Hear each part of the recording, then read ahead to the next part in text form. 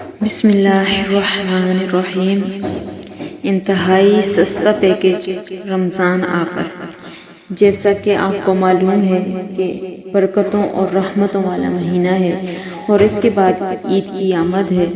آپ جہاں کہیں بھی آج کل بازار میں چلے جائیں، کسی مارکیٹ میں چلے جائیں، آپ کو اگر معلوم ہو کہ کسی جگہ سیل لگی ہوئی ہے، چیزیں انتہائی سستے ریٹ پر ہیں، یعنی کوئی چیز اگر پہلے 700 کی تھی، جو بچوں کے کپڑے ہیں وہ 700 کا جوڑا تھا، تو وہ آج کل 70 روپے کا مل رہا ہے، تو کیا حالت ہوگی؟ آپ بھاگ بھاگ کر جائیں گے اور اس کو خریدیں گے، یعنی اتنا رش ہوگا کہ لینے کے لیے بہت مشکل سے پہنچیں گے۔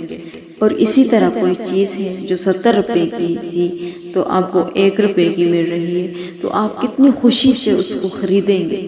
تو بالکل اسی طرح یہ جو رمضان کا مہینہ ہے، اس میں نیکیوں کی سیل ہے۔ آپ یوں سمجھیے کہ یعنی ہر نیکی کا جو اجر ہے وہ بڑھا چڑھا کر دیا جاتا ہے۔ اللہ تعالیٰ فرماتے ہیں کہ روزہ میرے لیے ہے، میں خود اس کا اجر دوں گا۔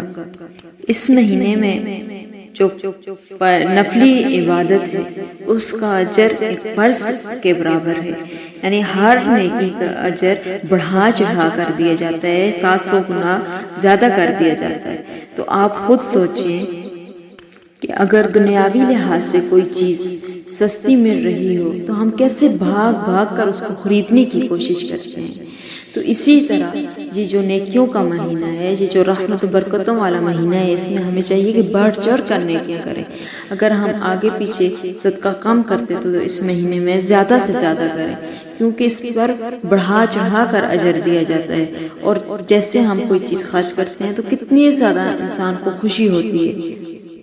تو اللہ پاک کوئی بھی چیز ہماری اپنے پاس نہیں رکھتے، وہ بڑھا چڑھا کر دیتے ہیں۔ اسی چیز میں اگر ہمیں وقتی کمی نظر آتی ہے تو اللہ تعالیٰ اس میں ایسی برکت ڈال دیتے ہیں کہ جو ہمارے وہم و گمان میں بھی نہیں ہوتی۔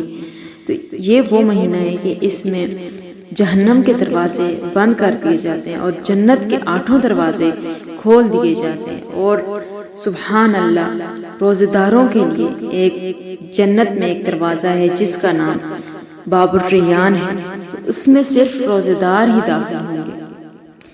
کتنی عظیم بشارت ہے، کتنی عظیم خوشخبری ہے ہم مسلمانوں کے لیے کہ اللہ تعالیٰ نے کیسا ایک مقدس مہینہ اللہ تعالیٰ نے ہمیں نصیب فرمایا ہے۔ ہمیں اس کی پوری طرح سے قدر کرنی چاہیے اور ہر طرح کے گناہ، غیبت، چوری، چغلی سے پرہیز کرنی چاہیے، کیونکہ حدیث پاک کی روح سے جیسا کہ شیاطین کو اس مبارک مہینے میں زنجیروں میں جکڑ دیا جاتا ہے، تو کیوں پھر ہم اپنے نفس کی پیروی کریں؟ کیوں ہم اپنے اوپر اپنے نفس کو اتنا غالب کر دیں؟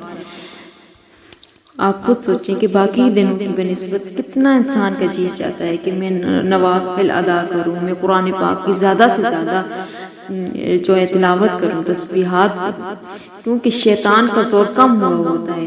تو ہم کیوں نہ اس مبارک مہینے آگے تاک راتیں آ رہی ہیں پوری طرح سے فائدہ اٹھائیں۔ اور بہت کم دن رہ گئے ہیں، جو نیکیاں ہم پہلے نہیں کر سکے وہ اس مہینے میں آخری راتوں میں زیادہ سے زیادہ سمیٹنے کی کوشش کریں۔ اللہ تعالیٰ ہمیں صحیح معنوں میں اس رمضان کے مہینے کی قدر کرنے کی توفیق عطا فرمائے۔ آمین ثم آمین۔ السلام علیکم۔